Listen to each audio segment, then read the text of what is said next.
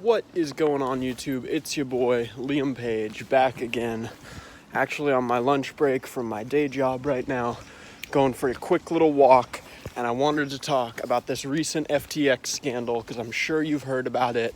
Unless you've been living under a rock, you've definitely heard about FTX, Alameda, or whatever, and Sam Bankman-Fried. This whole FTX meltdown. You know, it's big news right now, I guess, is all I can say. It's currently November 18th, 2022, about 11:30 a.m. So, the title of this video is going to be The Answer to SBF, that's Sam Bankman-Fried, is P2P, peer-to-peer. So, that's pretty much it. I thought this whole thing was hilarious because if it's 2022 and you still hold any sizable amount of crypto, you know, other than a little dust on an exchange, you're a fool, you know? I don't know what you're doing. And that's really all there is to it. I don't know how you could still have crypto balances on a centralized exchange in 2022. It's like we've been over this a million times. How many exchanges have collapsed in the past and people still trust them? And I think it's mostly just out of ignorance that people do trust these exchanges. But yeah, it's ridiculous. And so that brings me to the peer-to-peer part of the title or my thesis for this little video essay. So there's, you know, maybe I could call it, there's different degrees of sophistication you can have when it comes to purchasing crypto, right?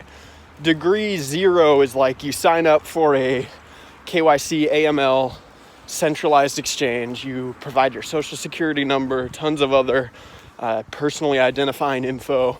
You purchase crypto using, you know, your credit card, and then you leave it on the exchange. That's like the lowest level. That's, you know, like a room temp IQ. Well, I can't even say that. Even just doing that, you're better off than everybody who's not even worried about DeFi or crypto at all. But nonetheless, that's not very sophisticated. So you step that up a bit by taking your funds off the exchange, right, into a wallet that you hold the keys to, right? So that's a little bit better, a lot better, actually. That's a huge leap up to be taking your funds off an exchange like FTX, Binance, Coinbase, putting them in your own wallet. That's good, okay? Then you get a step higher, which is like purchasing that crypto without any KYC or AML regulations. Take my jacket off really quick. Warming up. So that's even better. I think the ethos, the spirit of crypto is very much opposed to AML. And now we're getting to the title of this video. The answer to SBF, the answer to FTX is peer-to-peer. And I want to tell a parable of the first time that I bought Bitcoin because it was a really fun experience. So me and a friend, I'll just refer to him as my friend. Me and this one friend, we were 15 or 16 years old. This was junior year in high school. And we decided we needed to acquire a little Bitcoin to purchase some things online. I'll leave it vague as to what we were purchasing, but I'm sure you can extrapolate from there. So we wanted to purchase some things online. We wanted to remain pseudo-anonymous. Obviously, Bitcoin isn't anonymous at all. But nonetheless, you know, it was obvious that we couldn't use any KYC exchange. So we, you know, hopped online, looked at Reddit, and, you know, Googled how do you buy Bitcoin without KYC. And basically, your best option was to go to a peer-to-peer exchange, like Local Bitcoins, and buy it either in person, send somebody cash, you know, what have you. And back in the day, I do believe this was Local Bitcoins. This is before Agora was even a thing. This would have been in like 2016. So I believe it was Local Bitcoins. It might have been some other site. But anyway, basically we just, you know, we heard people say, oh, you can buy it in person with cash. That's like the most anonymous way. Whether there's truth to that, you know, I won't get into that in this video.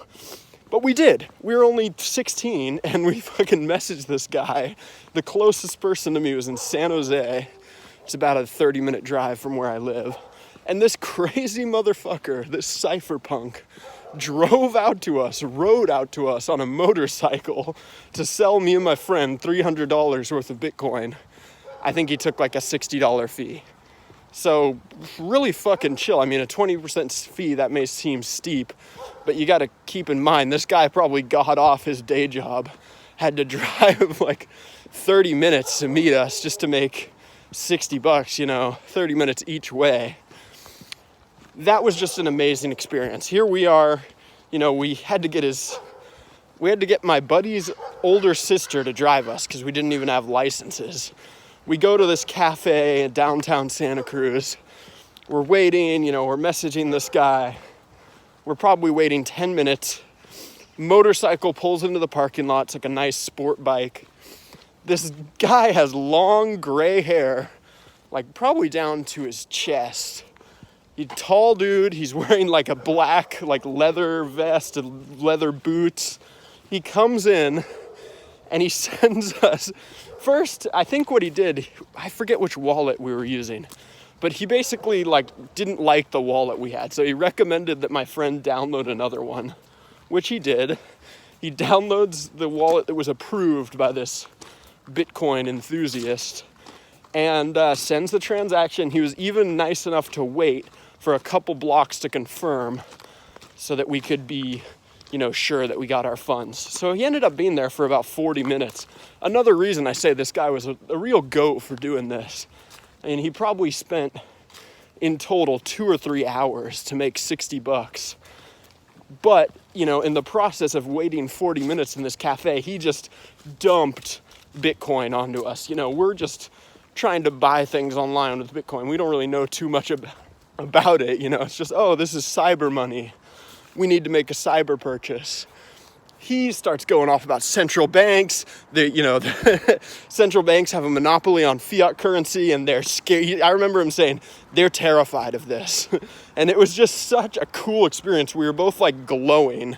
I'm getting the feelings now. I think there was actually a school dance that night, but fuck school dances. We weren't worried about that. So we went to our high school to kind of link up with some of our buddies after the dance. And people were trying to talk about the dance and, you blah, blah, blah, you'll never believe what happened in there. We were both just been crypto pilled, basically. I mean, both of us were like, whoa, that was crazy. I mean, this guy, he worked in Silicon Valley. He was clearly in tech.